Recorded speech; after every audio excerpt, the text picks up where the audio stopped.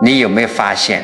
人到了一定年纪，长相就跟爹妈没关系了？有的人年轻时长得一般，老了却越来越好看，浑身散发着一种让人舒服的气场。有的人年轻时貌美如花，老了却面目可憎，让人看一眼就想躲开。这到底是为什么？我告诉你们一个很多人不敢承认的事实，你50岁以后，你的脸就是你的灵魂。这不是什么江湖算命的玄学，这是我们老祖宗早就看透了的因果显圣，是你这一辈子在这个世间摸爬滚打修心历练的直接答卷。我们老祖宗经常讲4个字，叫相由心生。很多人一听，相面嘛，长什么相就是什么命，其实恰恰搞反了。真相是什么？真相是命，是你这几十年里每一天的起心动念，是你遇到烂人烂事的时候，是选择发脾气还是选择忍让，是你面对利益的时候，是选择贪婪算计还是选择厚道善良，是你这无数次在心里打转的念头，像一把无形的刻刀，一笔一画，日复一日的雕刻出了你现在镜子里的那个模样。我常常讲，我们这代人活了大半辈子，经历了成家立业的艰辛，品尝过生离死别的痛苦，我们总是理所当然地觉得这就是天经地义的自然规律。为了建起一个叫做家庭的堡垒，我们耗尽了所有的心血。你每天操心老伴的身体，担忧子女的前途，你害怕失去，害怕变老，手里死死抓着那一点点安全感不肯放。这种无休止的内耗压得你喘不过气来。你以为这些疲惫，这些担忧，这些愤怒发泄完就没了？不是的，他们全都真真切切地固化在了你的身体上，变成了你下垂的眼角，深深的法令纹，还有你浑浊的眼神。诸位其实佛法里有一句最彻底的话，凡所有相皆是虚妄。这句话不是让你消极避世，而是在点醒你一个宇宙最深层的秘密。咱们眼前这个世界，你摸得到的桌子，住的房子，甚至你现在的这具肉身，就像是一场巨大无比的虚拟游戏。你以为这个世界是实打实的，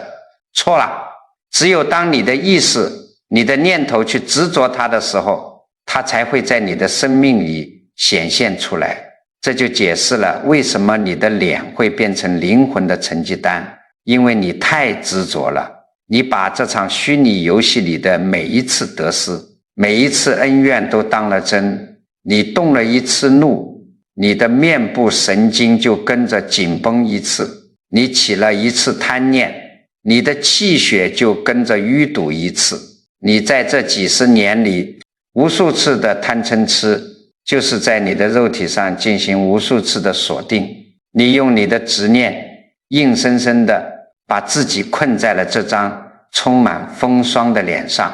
困在了这具一天天衰老的躯壳里。今天咱们不谈高深莫测的理论，我们就来拆解一下你脸上的这张业力成绩单。我要带大家看清楚，到底是什么样的念头在毁坏你的面相和福报，又是怎样的一念之差，当初竟然把我们骗进了这具受苦的肉胎里。如果你能在今天听懂这个道理，看破这个局，我不夸张的讲，不管你现在是50岁、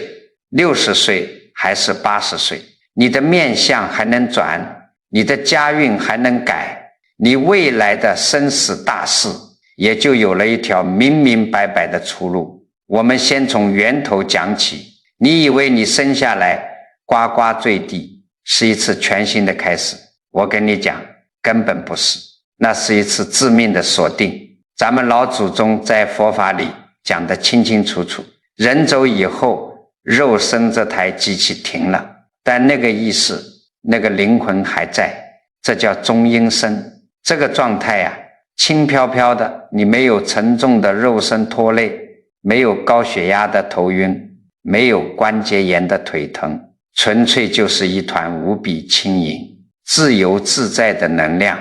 你想去哪里，一念之间瞬间就到了。这本来是一个多好的境界啊，无拘无束。那既然这么舒服，这么自在，为什么咱们没有保持住，反而又一次被塞进这个又沉重又狭窄，还会生病衰老的肉胎里来了呢？为什么还要重头再来，吃一遍柴米油盐的苦呢？秘密就在你自己的心念上。现在那些顶级的科学家搞物理实验，发现了一个让人后背发凉的现象，叫做观察者效应。什么意思呢？用大白话讲，就是有些微小的粒子，当你不去盯着它看的时候，它是像波浪一样散开的，哪里都在，这叫叠加态，充满无限可能。但是只要你一瞪眼，拿仪器去测量它，去观察它，那个波瞬间就缩成了一个死死的小点，再也动弹不得了。这在物理学上叫做波函数坍缩。诸位把这个科学道理跟咱们老祖宗讲的生死往生一结合，你就彻底明白了。你当年在中阴身的时候，本来是自由的波浪，但是你脱离了肉体，却没有脱离你生生世世积累下来的记忆习惯，还有你的贪欲和恐惧。咱们老祖宗管这些东西叫什么？叫业力。带着这身业力，你的面前会浮现出无数种可能性的画面，有你曾经贪恋的美食，有你放不下的金钱，有你舍不得的感情，甚至有让你恨得牙痒痒的仇人。就在这个时候，悲剧发生了。你的心念一动，你说哎呦这个好我想要，或者哎呦我恨死他了。就这一瞬间，你的意识完成了一次最强烈的观察，你不再是个旁观者了，你的心动了。就在你产生贪恋或者愤怒的那1000分之1秒里，宇宙的物理法则瞬间逆转，坍缩发生了。你的能量瞬间固化，变成了物质，变成了母胎里的胚胎。你以为你在茫茫宇宙中寻找一个温暖的归宿，错了，你只是掉进了一个为你量身定制的因果陷阱。你不信，你觉得投胎这事儿看不见摸不着，太遥远。好，我给你讲个就在咱们眼皮子底下的事。有个张阿姨，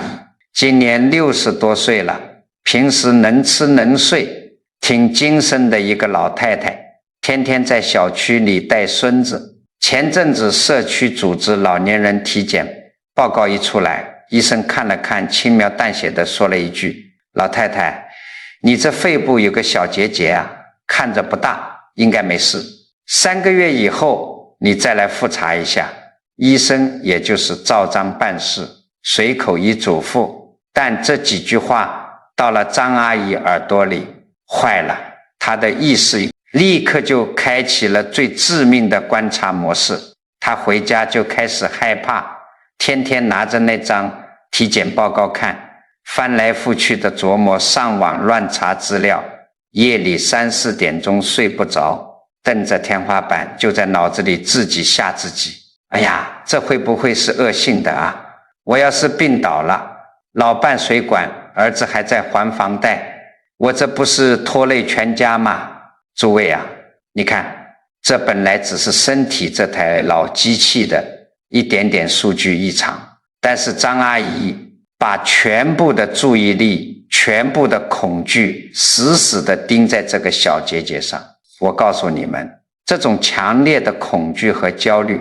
就是最厉害的观察，就是在给病痛注入能量。他越害怕，越盯着病痛不放，他就是在把那个原本虚无缥缈的波硬生生往实打实的病上岸。结果怎么着才短短1个多月，再去见张阿姨的时候，整个人都脱相了，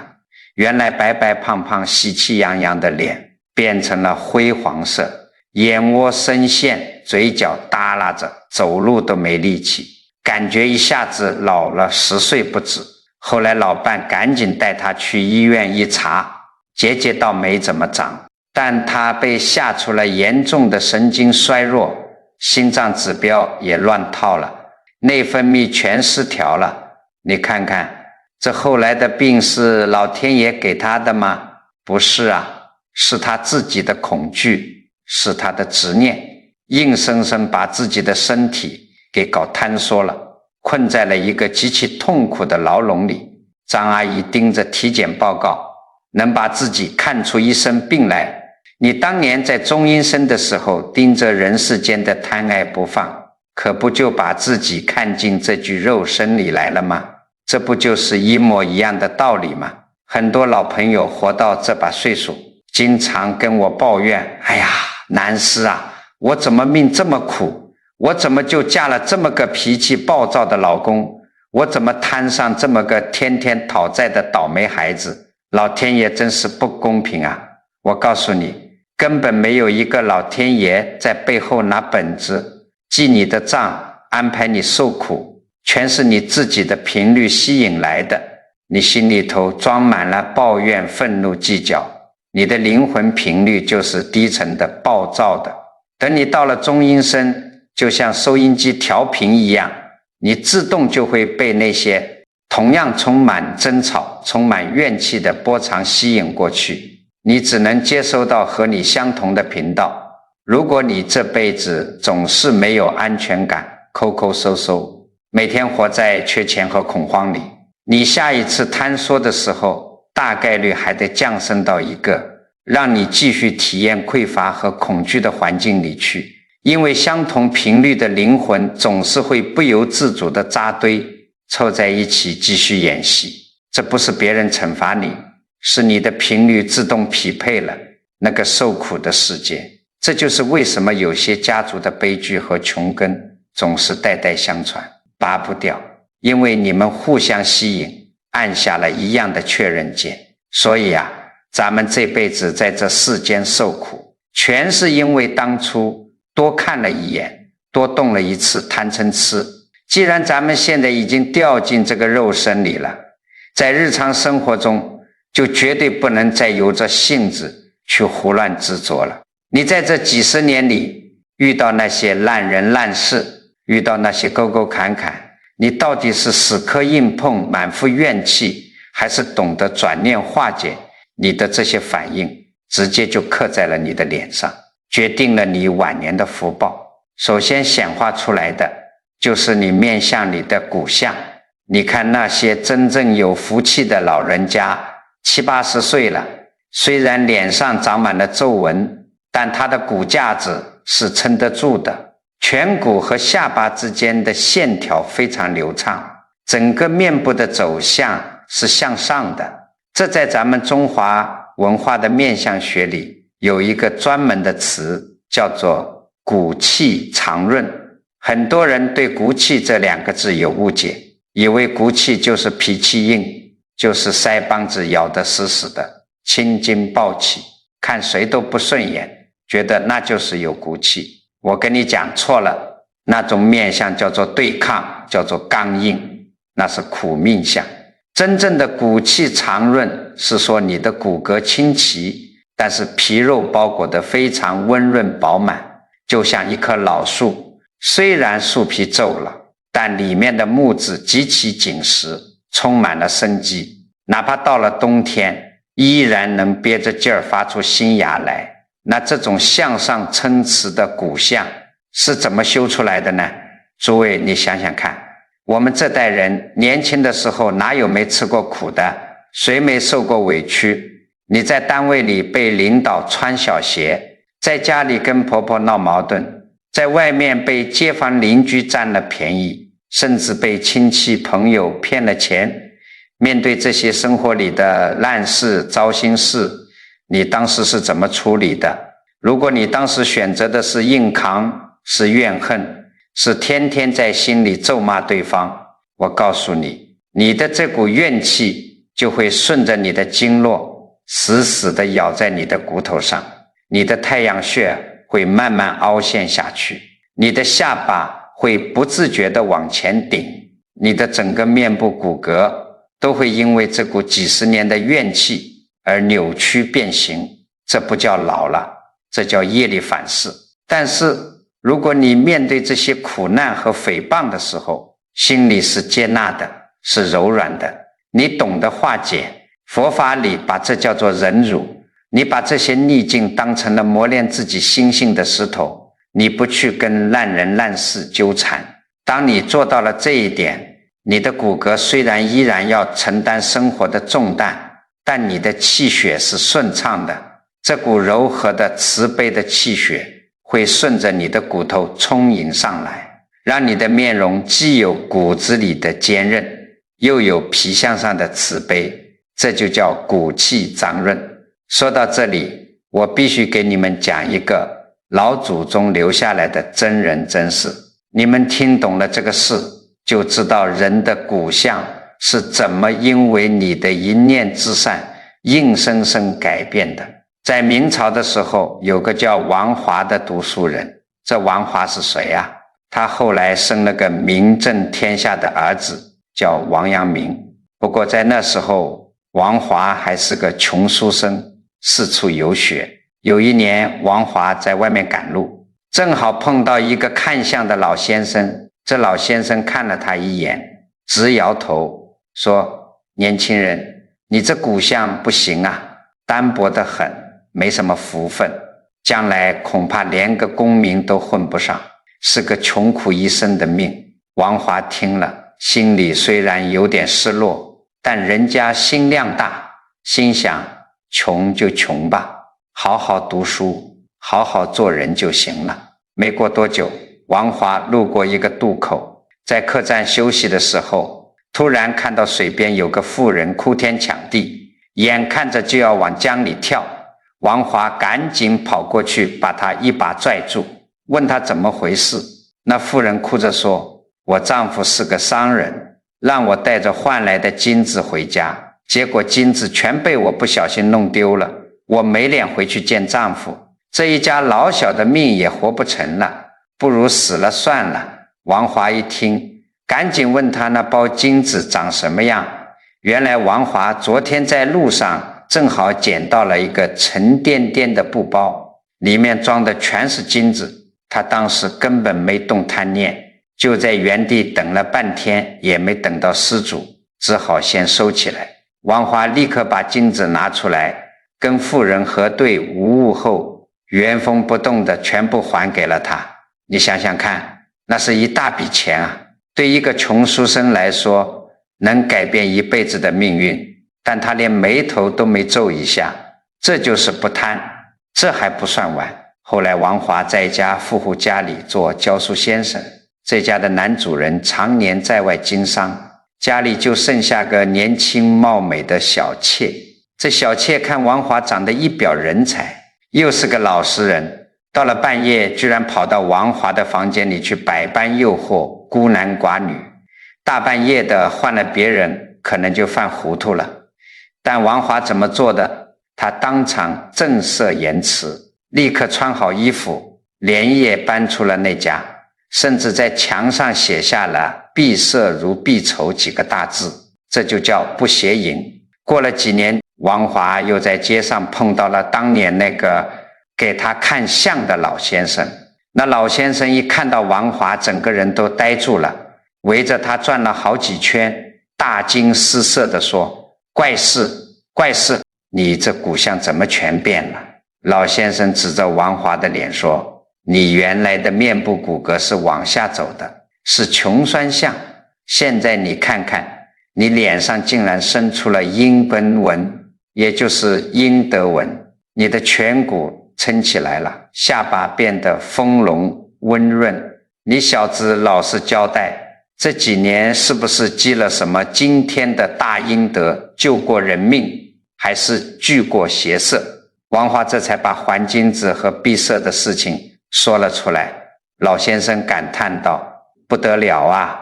一念贪财不取，一念好色不犯，你这骨架子里的业力全被洗干净了，你不仅将来大富大贵，你的子孙后代都要跟着享福啊。果然后来王华进京赶考，直接中了状元，他就是明成化17年的状元郎，后来还当了吏部尚书，这就是历史上有名的大善人改骨相的真事。诸位啊，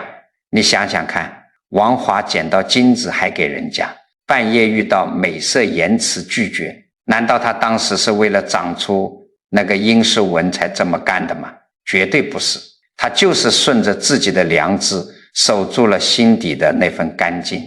就在他压住贪念、压住邪念的那一瞬间，他身体里的气血运行发生了翻天覆地的变化。那些本来要让他生病、让他受穷的低频能量，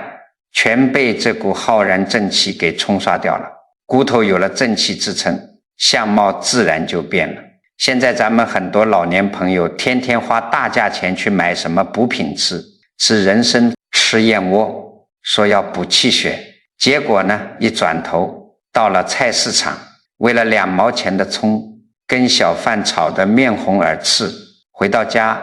看到儿媳妇买了个快递，又在心里生闷气，觉得年轻人乱花钱。我跟你讲，你吃再多的人参也抵不上你生这一场闷气消耗的气血。你那一瞬间的愤怒计较看不惯，直接就让你的面部神经痉挛了，气血死死地卡在脖子上、脸上，长期下去，你的骨头怎么可能不扭曲？你的相貌怎么可能不刻薄？所以晚年福报圆满的第一个大特征，就是你这具骨架子里藏着你这辈子修来的忍辱和宽容，你心里不装怨气，骨架自然向上托举，这就是最顶级的抗衰老。但是光有这副骨架子还不够，看一个人这辈子到底有没有造业，是不是真的放下了，还要看脸上一个最关键的窗户，这个地方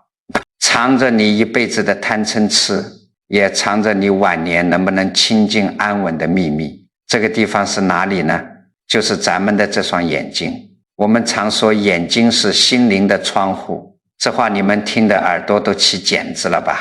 但我跟你讲，在咱们老祖宗的学问里，眼睛可不仅仅是窗户，它更是你这辈子造没造业、起没起贪心的一个最直接的雷达。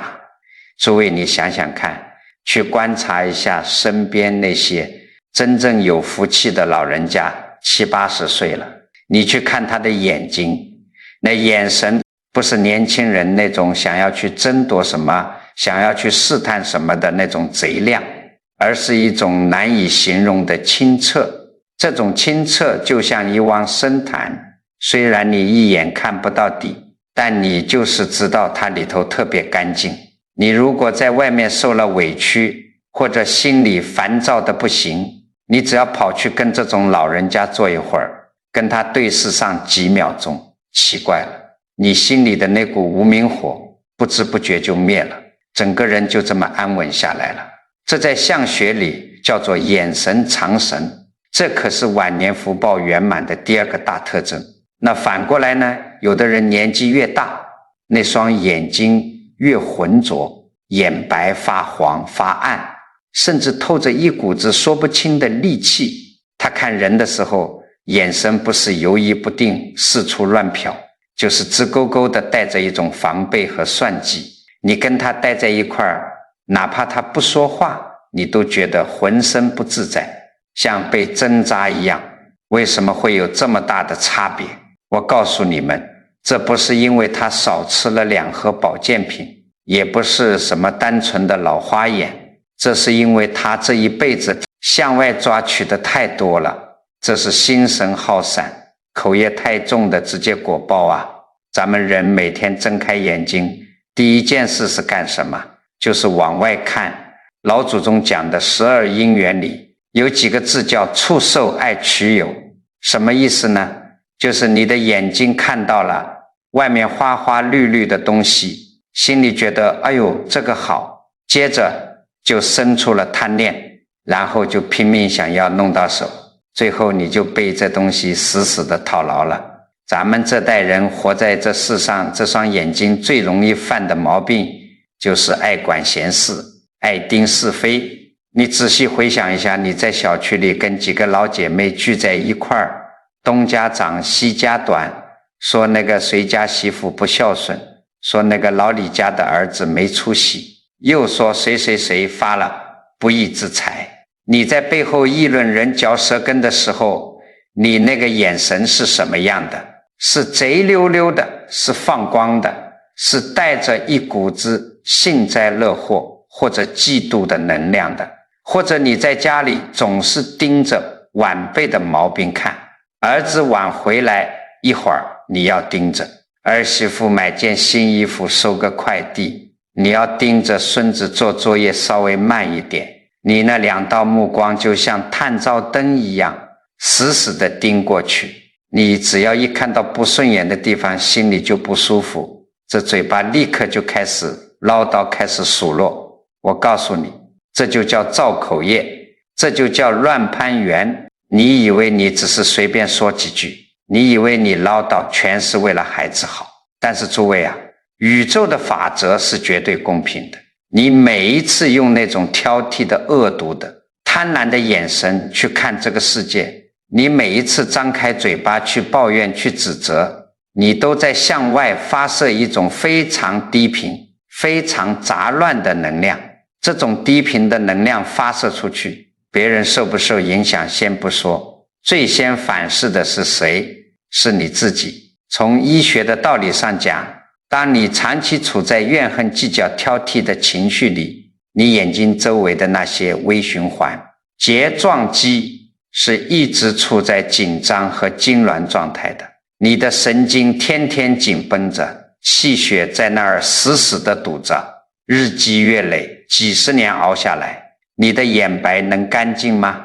你的眼白能干净吗？你的瞳孔能清亮吗？那些浑浊的东西全是你这辈子在心里熬出来的毒素啊！相反，你看那些修养好、真正把人生看通透了的老人，他们是怎么做的？他们懂得4个字，叫收视反听。什么意思？就是把看向外面的目光收回来，看看自己的起心动念，把听别人八卦的耳朵收回来，听听自己内心的清净。这种老人他极少在背后说人是非，别人在他面前嘀咕张三李四，他听过就算了，笑眯眯的，绝对不跟着添油加醋。看到别人发了大财，看到超市里有什么打折占便宜的事，他也不会两眼放光的去眼红去疯抢，他的心是定的，因为心定，所以他不往外漏能量，不漏能量，他眼睛周围的经络就是舒展的，他常年处于一种慈悲平和的心境里，气血自然就养润了这双眼睛，所以到了晚年，他的眼神就变成了一种定海神针。我们常说一个人失魂落魄，其实最先反映出来的就是眼神散了。你这辈子如果做事坦荡，不亏心，不活在那种天天防着别人算计自己的焦虑里，你的灵魂在这具肉身里待得稳稳当当的，你的眼神自然就有一种含而不露的清光。很多中老年朋友常常叹气，说老了讨人嫌了，儿女躲着走，孙子也不愿意多亲近。你不要先去怪儿女不孝顺，你先去照照镜子，仔细看看你自己的那双眼睛，你那双眼睛里是不是装满了对着大半生吃苦受累的不甘心？是不是装满了对养老金够不够花的恐慌？是不是装满了对老伴对儿女的强烈控制欲？只要他们一不听你的话，你那眼睛里射出来的全是一把把冰刀子。你想想看，谁愿意天天跟一把冰刀子待在一起呀？你那个磁场，你散发出来的波长，让人觉得压抑，觉得害怕吗？晚年福报圆满的人，最大的福气根本不是什么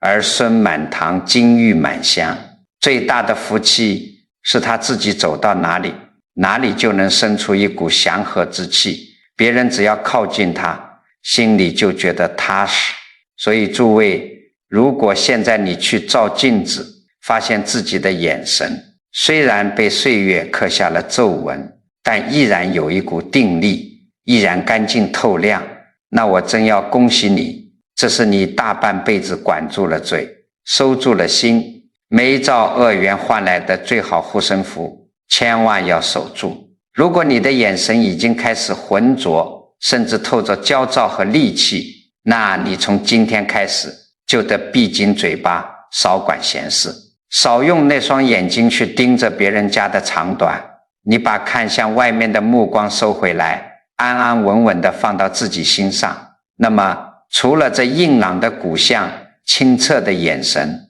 咱们的脸上还有第三个最容易暴露你福气大小的地方，而且这个地方跟你这辈子的控制欲，还有你五脏六腑的健康，最容易暴露你福气，有着极其可怕的直接关系。如果放不下脸上的风水，就全毁了。这第三个特征就是你脸上的那层气色。很多人一听气色，马上就说，哎呀，这个我知道，就是要白里透红，要抹点高级面霜，去美容院做个保养嘛。我跟你讲，全错了，那叫化妆，那叫外皮的掩饰，那根本不叫气色。咱们老祖宗看晚年的福报，看这第三个面相特征，讲究的是4个字，叫做气色如云。什么叫如云？就是你去看那些修养极好、福报极大的人，他就算80岁了，满脸皱纹，皮肤也松弛了，但是他脸上的底色是通透的、均匀的，就像宣纸上淡淡的彩墨，皮肤底下好像有一层温润的光泽透出来。这种光泽，你花多少钱买护肤品都擦不出来，因为那是从他五脏六腑里，从他干干净净的灵魂里透出来的清气。佛法里管这个叫什么？叫慈心三昧的显化。你心里头有慈悲，你的脸就不会撒谎。相反，咱们很多老年朋友，你去照照镜子，脸上是不是一块青一块暗一块黄的？这里长个斑，那里起个皮，整个脸好像蒙着一层灰蒙蒙的脏东西，洗面奶怎么洗都洗不掉。为什么洗不掉？因为那根本不是脸上的灰，那是你心里的毒啊。我们的脸就是五脏六腑的一面镜子，额头对应的是心，两颊对应的是肝胆，鼻梁对应的是脾胃，下巴对应的是肾脏。你在人世间起的每一个坏念头，不仅在消耗你的业力，也在实打实地毒害你的内脏。你想想看，你如果天天坐在家里生闷气，看老伴不顺眼，看儿媳妇不顺眼，这股气憋在心里发不出来，你的肝胆经就彻底堵死了，肝气一郁结，你的两颊立马就会长出那种暗青色的肝斑。你如果天天在家里胡思乱想，忧愁孙子的学习，担忧儿子能不能赚到钱，每天吃饭都不想，你的脾胃就伤透了。脾胃一伤，你的鼻梁和脸颊就会发黄发暗，没有一点光泽。如果你整天活在恐惧里，害怕自己得大病，害怕将来没人管你，你的肾气就漏光了。肾气一亏，你的下巴四周就会发黑发沉。你看看，你把这么多怨气、愁气、恐惧之气全都死死地锁在自己的五脏六腑里，你的脸能不灰暗吗？你的气色能如云吗？咱们这代人啊，到了晚年最容易犯的一个大忌，就是控制欲太强，死死抓着儿女不放，总打着我是为了你好的旗号，非要干涉晚辈的生活，这不仅毁了你的气色，还败坏了整个家的风水。我给你讲个就在咱们身边的真事。前几年有个叫林伯的老人家，脾气大得很，一辈子好强。他自己早年做点小买卖，算是赚了点钱，后来老了就把生意交给了儿子。这交是交出去了，但他这颗心啊，一天都没放下过，每天必须跑到儿子店里去转悠，指手画脚。儿子进什么货他要管，儿子怎么跟客户说话他要骂，甚至连儿子请哪个员工他都要插手。儿子是个年轻人，有自己的想法，被老父亲这么天天盯着骂着，心里压抑的不行。两人天天吵架，结果怎么样呢？儿子的生意越做越差，连年亏本。林伯一看生意亏了，那还得了，更焦虑了，每天晚上睡不着觉，白天就在家里破口大骂，说儿子是个败家子。那时候你去看林伯的脸，哎呦，真是没法看，整个脸是黑黄黑黄的，两边脸颊全是一块一块的黑斑，两条眉毛中间那个川字纹刻得像刀劈的一样深，嘴角的两块肌肉死死地往下耷拉着，整个面相透着一股极度紧绷极度焦躁的戾气，小孩子看到他都要吓得躲开。后来林伯气得突发高血压，住进了医院。在医院病床上，有位懂得中医和因果的老医生查房时，看了看林伯的面相，叹了口气，跟他说了一句掏心窝子的话。老医生说，老林啊，你这不是高血压，你这是心火烧身啊，你儿子是个独立的命，有他自己的业力和福报，你非要把你的意志强加给他，你这股控制的念头太重太执着了，你这股怨气和焦虑不仅把你自己五脏六腑的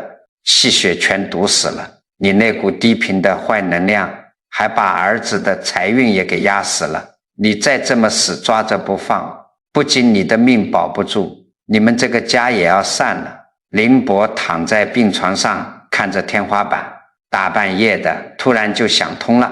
是啊，我都半截身子入土的人了，我还争个什么劲儿呢？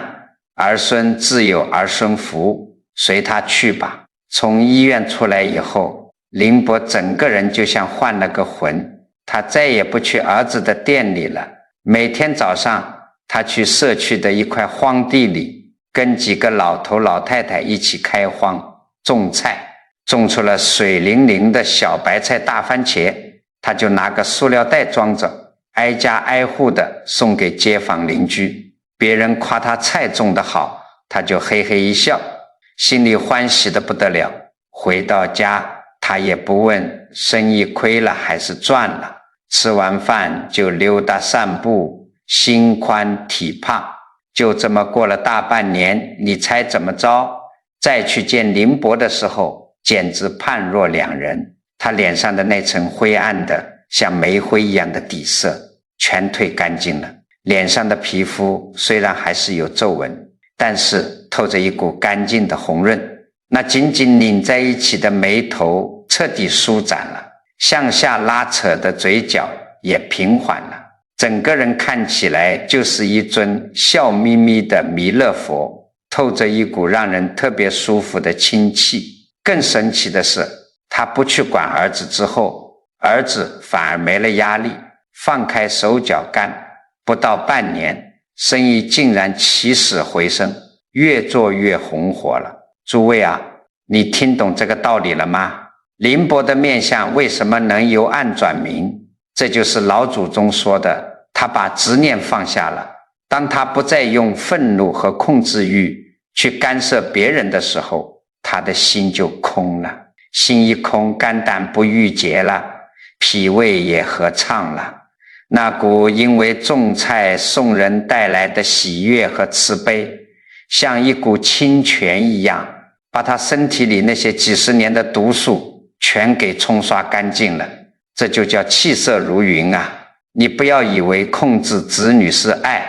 那是一种最深层次的自私和贪婪。你把子女当成了你自己的附属品，只要他们偏离了你的心意，你的执念就开始发作。你那充满焦虑和责备的目光，对晚辈来说就是最毒的煞气。你放过了子女，其实是放过了你自己。真正活通透的老人，他明白一个道理，这具身体不过是借来用几十年的旅馆，早晚要还给天地的。这些儿女也不过是因缘际会，在这辈子跟你结了一段缘分，他们并不属于你。你能给他们最好的爱，就是闭上挑剔的嘴巴，收回控制的双手，在心里默默地祝福他们。当你真正做到不管闲事，不生闷气，随遇而安的时候，你的毛细血管是扩张的，你的神经末梢是柔和的，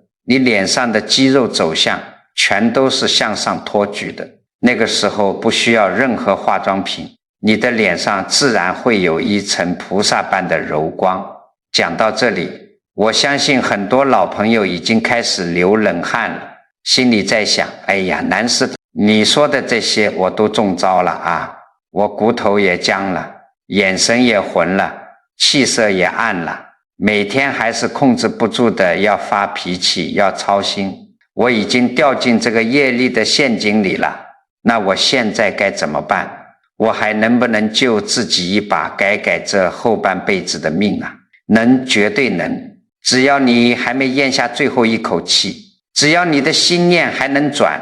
这命运的盘子你就能翻过来。接下来我就要把咱们老祖宗传下来的最简单、最直接、最管用的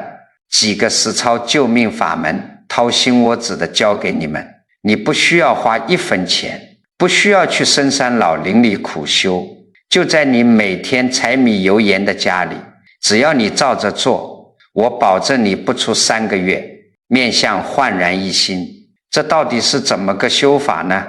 咱们先说第一步，怎么对付身边那些烂人烂事。你在这世间活着，肯定会遇到不讲理的邻居，脾气暴躁的老伴，或者无缘无故给你脸色看的外人。你以前是怎么处理的？别人一骂你，你立马火冒三丈，心里想，你算老几？凭什么这么对我？你的情绪瞬间爆发，跟他大吵一架，几天几夜气得吃不下饭。诸位啊，这就是你又被骗了。你一接招，一发脾气，你的心就跟那个烂人烂事死死地缠在一起了，你的业力网立刻就收紧了。我现在教你一个法子，叫不结缘。以后再遇到这种难听的话糟心的人，你站在那里，深吸一口气，在心里默默地告诉自己，他心里有病，他浑身都是负面情绪，他现在正在往外倒垃圾，那是他的因果。我不结这个恶缘，你就静静地看着他，不去定义他骂了什么，也不去觉得自己受了多大的委屈，你就当听不懂，当那是一阵刮过去的怪风，你心里不起波澜。他不痛快那是他的事，只要你不去配合他，不去执着，他扔过来的那个坏能量就像一拳打在虚空里，瞬间就消散了，你保全了自己的清净。这就叫切断恶缘，这是保命的第一步，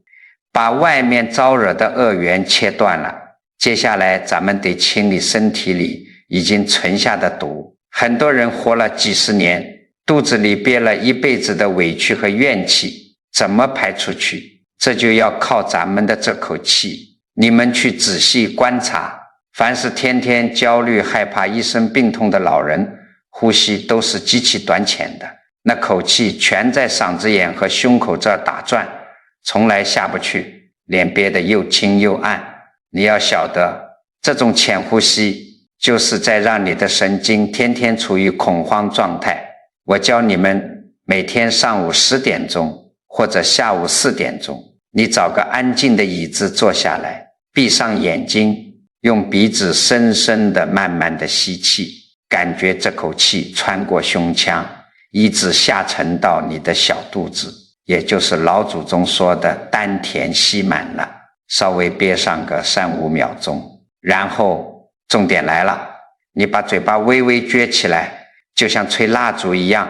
慢慢的长长的把气吐出去。在吐气的时候，你不要去想别的，你就在心里真真切切的观想，随着这口长气，把我五脏六腑里的怨气病气，害怕担惊受怕的浊气，全都一股脑儿排到身体外面去了。你就这么连着做上20-30次，你坚持1个月试试看，把你内脏里的淤堵排光了，经络打通了，你脸上的气色自然就像水洗过一样，透出光亮来，气理顺了，内脏干净了。咱们还得把你这因为常年发愁往下耷拉的面相给提起来。怎么提？不需要去医院做什么拉皮，你要用你的心念去拉。咱们很多老朋友晚上躺在床上，满脑子都是发愁，愁老伴的身体，愁儿子的房贷，